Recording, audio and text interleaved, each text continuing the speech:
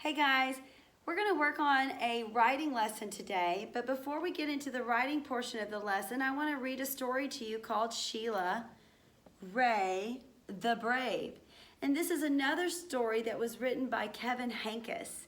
He's the person, the author that we are actually studying this week and next week. So it's so important that we read several of his stories so we can actually talk about the comparisons and contrasts that we see throughout his different books.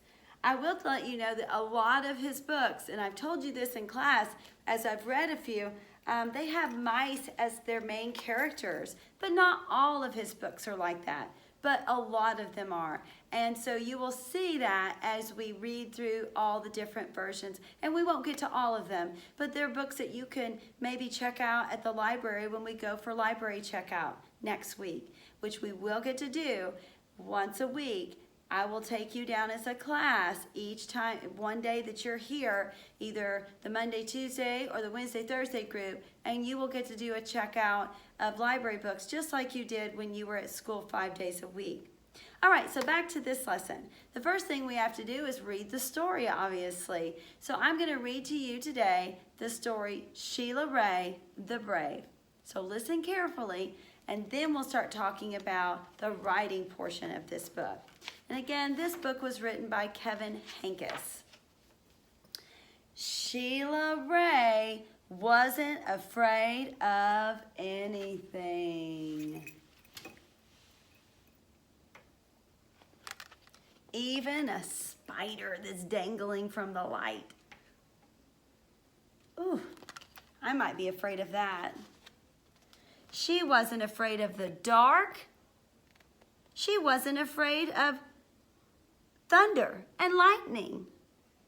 And she wasn't afraid of the big black dog at the end of the block. Let's look at each of those pictures really carefully before we move on. Wow, she's brave, isn't she?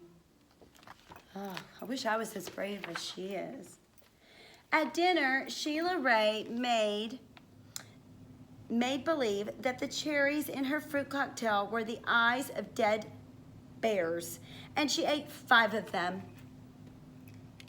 That makes it a little more interesting to eat that. At school, Sheila Ray giggled when the principal walked by, and when her classmate Wendell stole her jump rope during recess, Sheila Ray tied him up until the bell rang. "I am very brave, Sheila Ray said, patting herself on the back." She is very brave. Not even afraid of the principal. I'm a little afraid of the principal, and I'm a teacher. Just kidding. Mrs. Oliver's fantastic. Sheila Ray stepped on every crack in the sidewalk without fear.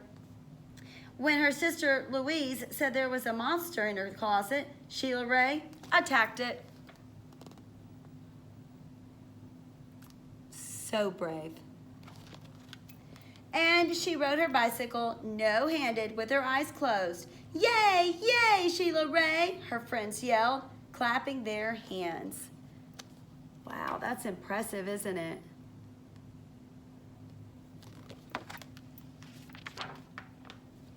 One day, Sheila Ray decided to walk home from school a new way. Louise was afraid to. "You're too brave for me," Louise said. Remember, Louise is her little sister. She doesn't really, she's not brave right now at all like Sheila Ray. "You're always such a scaredy cat," Sheila Ray called. "Am not," whispered Louise.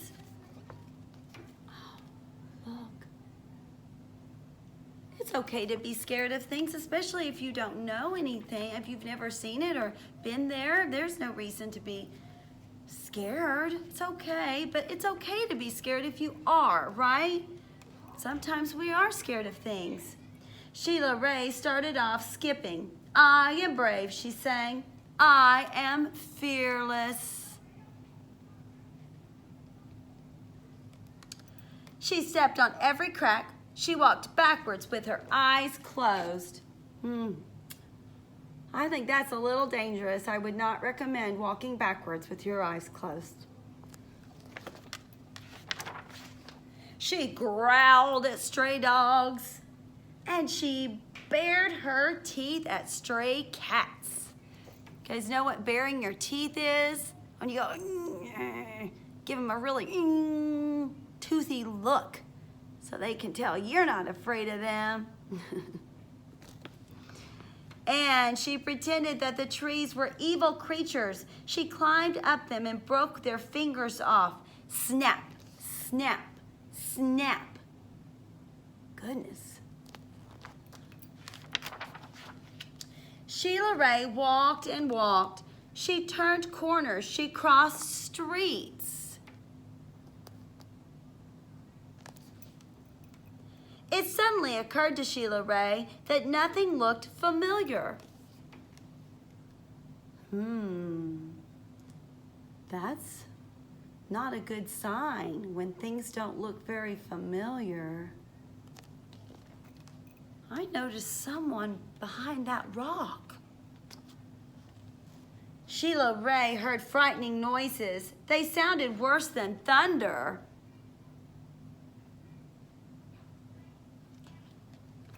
She thought horrible thoughts. They were worse than anything she had ever imagined. I am brave, Sheila Ray tried to convince herself. I am fearless. I noticed something behind the bush. Do you?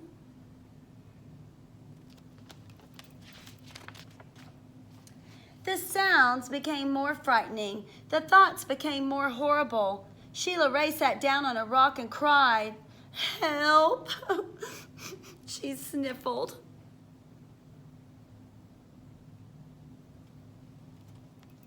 She thought of her mother and her father and Luis. "Mother, Father, Luis," she cried. Oh, Look who's in the tree there. "Here I am," a voice said. It's Luis. "Luis," Sheila Ray hugged her sister. "We're lost," Sheila Ray said. "No, we're not," said Luis. "I know the way home. Follow me." Oh my goodness, I thought Luis said she was scared. But she had been following Sheila Ray the whole way. And she knew exactly where they were. Luis stepped on every crack. She walked backwards with her eyes closed.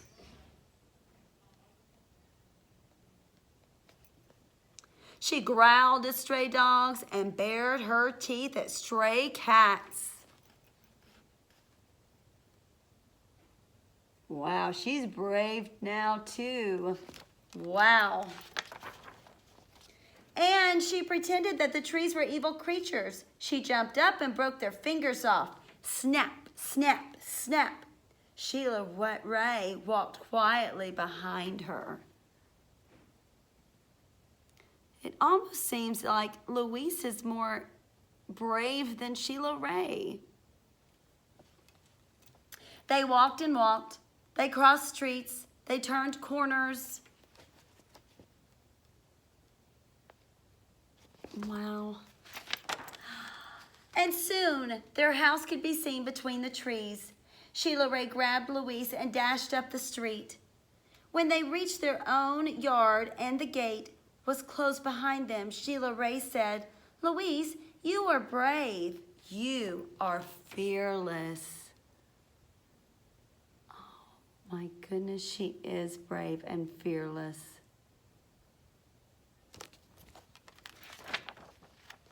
"We both are," said Luis. And they walked backwards into the house with their eyes closed.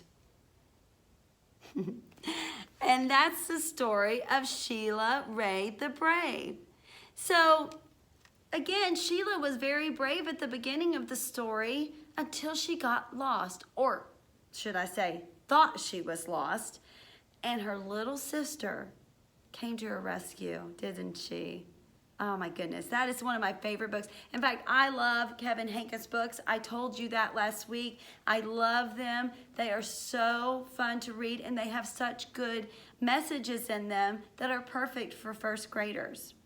Now, I told you this was a read aloud, but I also was going to incorporate a writing lesson in this. So let's take a look at the sentence that I have on the board here. And I'm going to move up just a little bit closer so you can see it. So there's a sentence up on the board that says, I am very brave. And it's a sentence that came from the story, Sheila Ray, that we just got finished reading. So what we're going to do with this is I'm going to invite you to notice some things about my sentence. And what that means, this invitation to notice, is I want you to think in your head, what are all the things that you notice and that you know, say maybe from, here I am again, maybe from kindergarten, or that you need to do in order to write a good, complete sentence, okay? So let me move over this direction, and I may even move this a little bit further over so we can see. Poor glare's in the way. All right, so I want you to think about, what does a good writer always do in order to start their sentence off the right way? So think about that for a minute.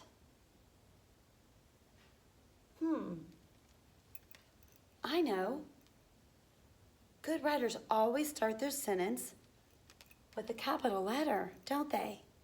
So I notice that there are capitals here. We have a capital letter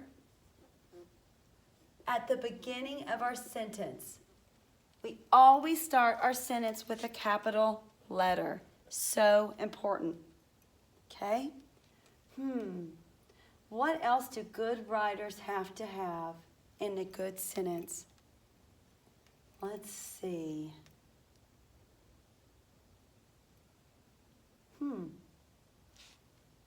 What's that guy there? The very end of the sentence. Is that a period? I think it is. I think we have a period at the end of the sentence because good writers always end their sentences with punctuation marks. And a period is a type of punctuation mark that good writers use when they're actually using a telling sentence, which means you're telling someone something. And I'm telling you something in this sentence when it says, I am very brave. Sheila Ray is saying, I am very brave. She's telling you something. So a telling sentence, again, ends with a period. So we have a period for punctuation. Okay. What else might we notice? Let's look at that sentence a little closer. What do we call this area between each of the words? I know you learned about that in kindergarten. We have something that's the size of my finger that goes in between each of my words in a sentence. Could it be finger spaces? It is. I'm going to write this one up here so maybe we can see it better. Finger spaces, of course. Again, good writers have to use finger spacing in order to write so we can be able to read very clearly what's been written. If we didn't have finger spaces, then all these words would be all jumbled up together and it'd be almost impossible to actually read the sentence, right? So we really need to make sure we include those finger spaces. So let's see, we've got finger spaces, a capital letter, period. Anything else that you notice? It's okay if there's not, because that's all I wanted you to notice for today. Just the basics of writing a good sentence. That's Mrs. McCain's goal for this lesson. I want to remind you that we need to make sure that we start all of our sentences with a capital letter. We want to make sure all of our sentences have that finger space in between the words, and we want to make sure that all of our sentences end with a punctuation mark, which in this case is a period. So I'm going to put beside period, I'm going to put this big long word, punctuation mark, because we have to end each sentence with a punctuation mark, even if it's not a period. Now, I know that light's having a hard time. You may have a hard time seeing that big word, but when you come in on Monday or Wednesday, you'll see this up on the board, and you'll be able to see where I've written it as well. So that's all for today with our writing. I just want you to remember that when you are writing, remember those 3 very important things that good writers always, always do. And we'll talk about this sentence a little bit more in my next lesson. See you then.